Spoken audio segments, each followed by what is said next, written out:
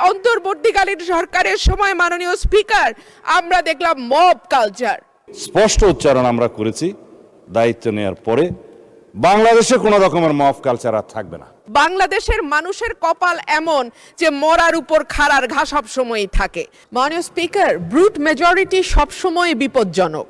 অতীতেও আমরা সংসদে যখন ব্রুট মেজরিটি দেখেছি সেটা পরিণতি খুব ভালো হয়নি। মাননীয় স্পিকার, সে কারণে আমি বিনীতভাবে বলি, আমাদের সম্পূরক প্রশ্নের বিধিনিষেধ যদি এত কড়াকড়িভাবে করেন তাহলে আমরা কি করে মন্ত্রী পরিষদকে জবাবদিহিতার আওতায় আনবো?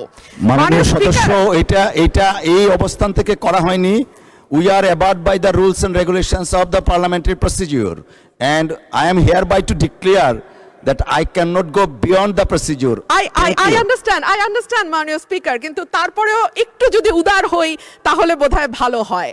আমাদের মাননীয় স্বরাষ্ট্রমন্ত্রী উনি অত্যন্ত দক্ষ যোগ্য ব্যক্তি, উনি সংবিধান যেমন ভালো জানেন, আমি নিশ্চিত উনি ওনার মন্ত্রণালয়ের ব্যাপারেও অনেক বেশি জানেন।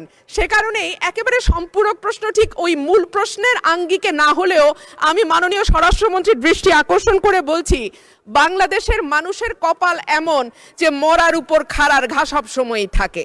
দীর্ঘ 15 বছর গুম, বিচার বহির্ভূত হত্যা, হেফাজতে নির্যাতন, নেতাকর্মীদের ধরে নিয়ে গিয়ে পা ভেঙে ফেলা, অসুস্থ করে দেওয়া, এই কালচার ছিল। এরপরে অন্তর্বর্তীকালীন সরকারের সময় মাননীয় স্পিকার আমরা দেখলাম মব কালচার। 2024-এর সেপ্টেম্বর থেকে 2026-এর জানুয়ারি পর্যন্ত মাননীয় স্পিকার আমাদের যেই পরিসংখ্যান সেটা বলছে যে 250-300-র উপরে মানুষ নিহত হয়েছে এই মবের খপ্পরে পড়ে।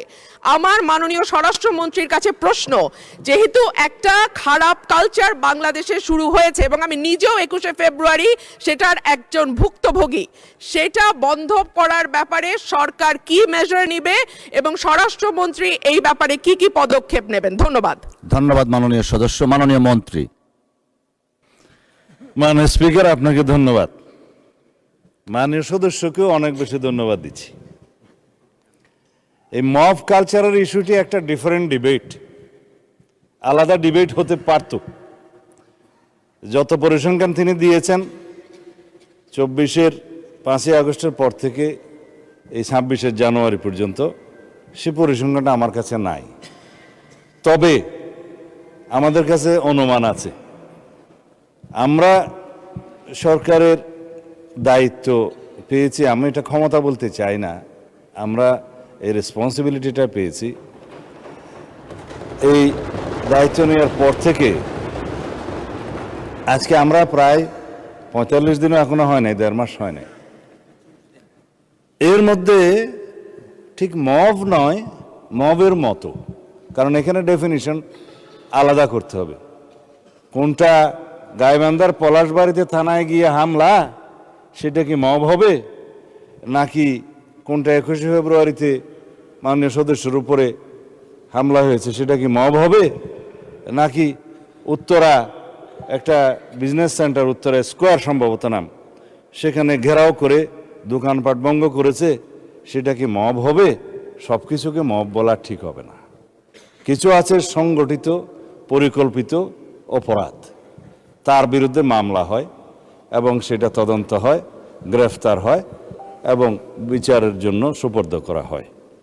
কিন্তু স্পষ্ট উচ্চারণ আমরা করেছি দায়িত্ব নেওয়ার পরে, বাংলাদেশে কোনো রকমের মব কালচার আর থাকবে না।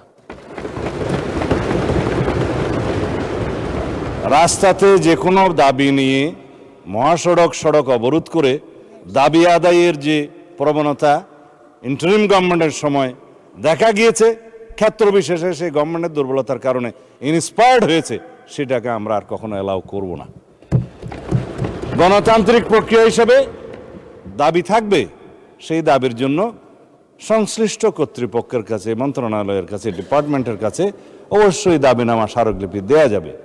সেই জন্য জনমত সৃষ্টির জন্য সেমিনার, সিম্পোজিয়াম আয়োজন করা যাবে এবং প্রয়োজনে সেটা একটা জনসমাবেশের মাধ্যমে প্রকাশ করা যাবে এবং অ্যাসোসিয়েশন রাইট টু স্পিকস, এগুলো আমরা এনশিওর করব, সেটা করা যাবে। It's Democratic culture. কিন্তু মবের মাধ্যমে যেন আমরা সবাই এই সমস্ত দাবি আদায়ের প্রবণতা থেকে বেরিয়ে আসি। যখন সেটা মব হবে, মবের ডেফিনিশন আলাদা, স্পেসিফিক ক্রাইম হবে, ক্রাইমের ডেফিনিশন আলাদা, কোথাও থানায় গিয়ে আক্রমণ হবে, সেটা আলাদা। আমি এই প্রসঙ্গটা এখানে তুলছি না, কারণ এটা একটা রাজনৈতিক বক্তব্য তখন হয়ে যাবে। কোনোদিন যদি সেই বিষয়ে কেউ নোটিশ দেয়, সেটা করব, অথবা আমারও ইচ্ছা আছে 2-1 দিন পরে 300 বিধিতে আমি একটা বিবৃতি দেব।